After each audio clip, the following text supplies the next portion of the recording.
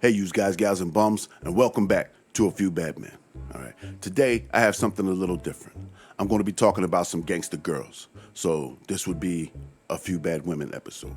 Right. There have been many women who played a role behind the scenes in mob history, and they are all types. You had your showgirls like Legs Diamond's girl, Kiki Roberts, and Pretty Amberg's girl, Rita Rio. You had women who were willing to die with their men, like Bonnie Parker and Helen Nelson, Babyface Nelson's wife. Some of them cared for their men and wanted them to lead the life. It was Abe Rellis's wife who convinced them to turn and rat on his pals, sending them to the electric chair. But there were some women who play a more direct role. They were not just the pretty girls on the arm of a gangster. They were active participants in some of the crimes. This will be the first in a series of videos I'll be doing on some of these women. And the first woman I'll be doing is Evelyn Mittleman, the Kiss of Death girl. Evelyn Mittleman was born sometime in 1915. I don't have an exact date, but she grew up in the Williamsburg section of Brooklyn.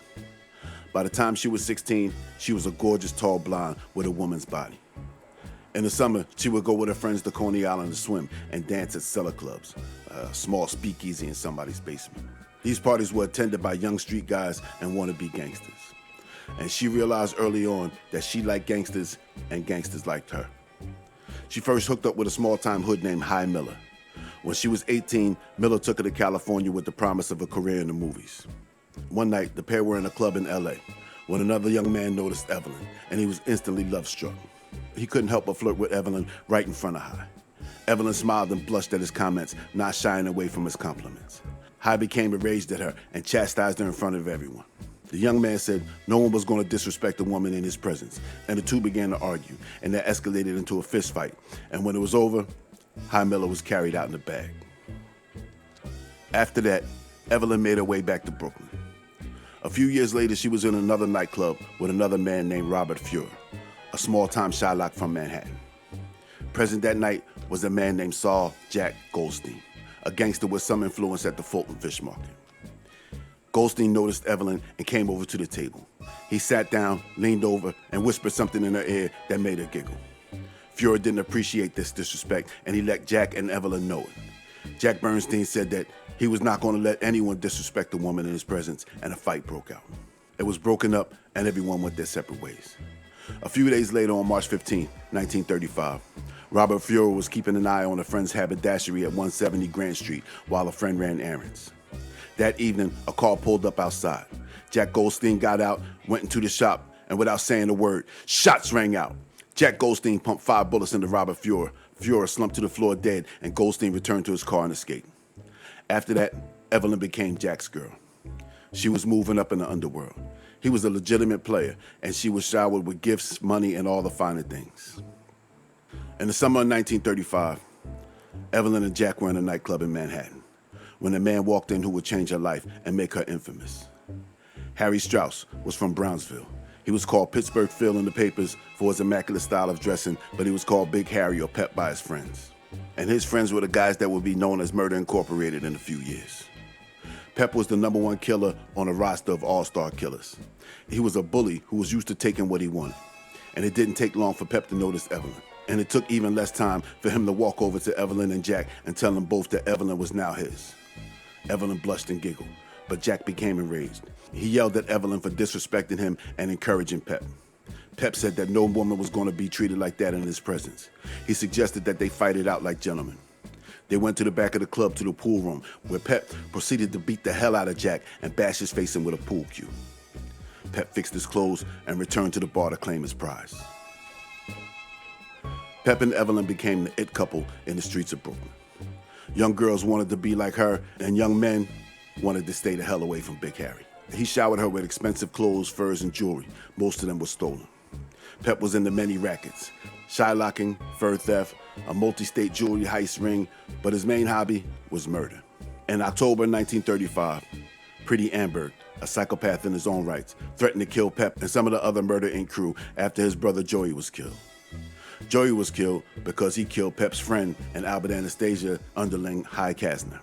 After Joey was killed, Pretty Amberg came into the gang headquarters, Midnight Rose's candy shop at Saratoga and Livonia Avenue, looking for Pep.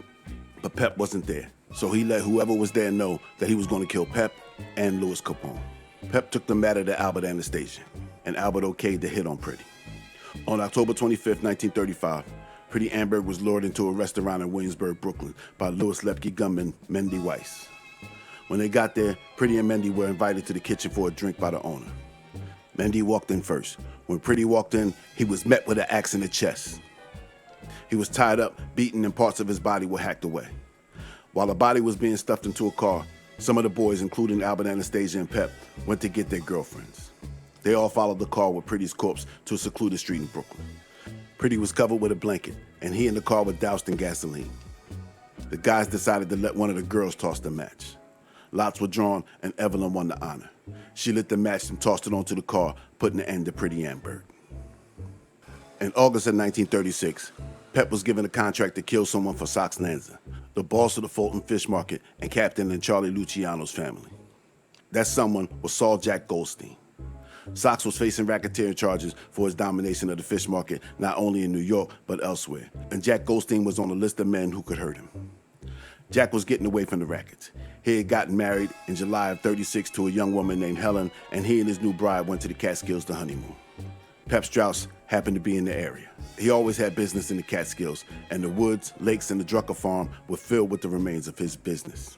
When Pep found out that Jack Goldstein was in the Catskills, he sent for two of his lackeys, Abraham Levine and Dookie Meffatori, to come up from Brooklyn. When they got there, Pep told them, "Bring that bum to me alive." On August 3rd, 1936, Jack Bernstein and his wife were getting ready for a night out. Jack was trying on his new sport coat when the phone rang.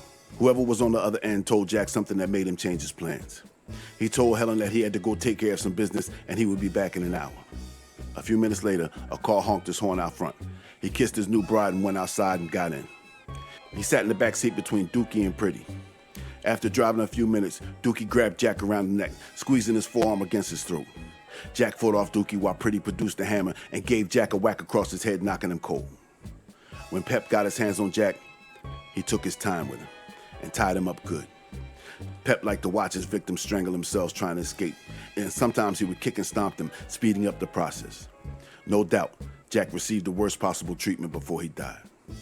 After Pep had his fun, Jack was shot. Weights were tied to his body, and he was placed into a boat and taken to the middle of Loch Sheldrake, where Pep personally shoved Evelyn's former lover in. When Jack Goldstein's mother didn't hear from him for a few days, she came to the Catskills to investigate. When she got there, she found that her daughter-in-law was having a good time and seemingly unconcerned about Jack. Jack's mother approached Helen at a party. She pulled her to the side and asked about Jack. Helen nonchalantly said, "Oh, he's in the lake. There's nothing you can do about it." In 1940, Pep was arrested along with the rest of the Murder Incorporated crew when childhood friend Abe Rellis started singing. While Pep was locked up, he received only a few visitors, mainly his brother and sister. But he was regularly visited by a brunette woman who said that she was his cousin Eva. District Attorney O'Dwyer became suspicious, and the next time she visited, she was detained and questioned. When they found out who she was arrested and held on $50,000 bail. The DA knew who she was, and that every time she went to vacation in the Catskills, someone went missing. They held her as a material witness for the murder of George Whitey Rudnick back in 1937. When they felt that they didn't need her testimony to fry Pep, they let her go. During his final day, Pep was visited in the Sing Sing death house by two of his brothers, his sister, and Evelyn. On July 12, 1941, Pep Strauss took a seat in the electric chair and became the fourth of Evelyn's boyfriends to die violently. What happened to Evelyn after Pep? I don't know. She disappeared from the records. If she ever had any more boyfriends or husbands who met untimely deaths, we'll never know. And that, my friends, is the skinny on Evelyn Mittleman, the Kiss of Death girl. I hope you guys enjoyed the story as much as I enjoyed telling it. I hope you learned some things you didn't know. This is the first in a series of videos. I'm working on a longer video, and I didn't want to make you guys wait. So I can drop these in between as I'm working on longer videos, all right? So whack that subscribe button, break that thumb, ring that bell, set it for all notifications. And if you want to kick up to the boss, you can get a YouTube membership or join a Patreon, or if you want to be more direct, you can hit the PayPal. The link is in the description. So I got something really nice for you guys coming out in a few days. I just needed a little more time to get it done, okay? So make sure that you stay tuned for that, all right? So this has been A Few Bad Men. Keep your nose clean and don't take any wooden nickels. I'll see you in the funnies.